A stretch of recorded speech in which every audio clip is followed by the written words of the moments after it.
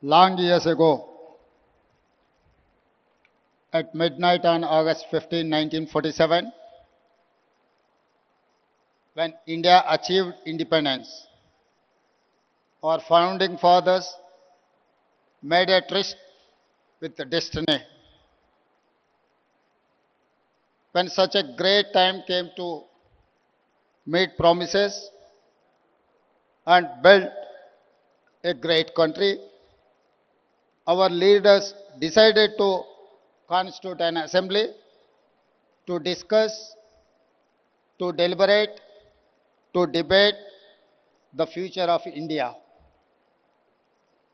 They drafted a new constitution and decided India would become a sovereign, democratic republic, socialist and secular in nature.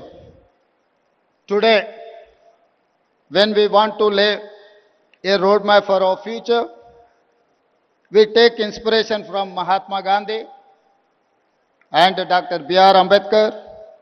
We are inspired by constitution makers.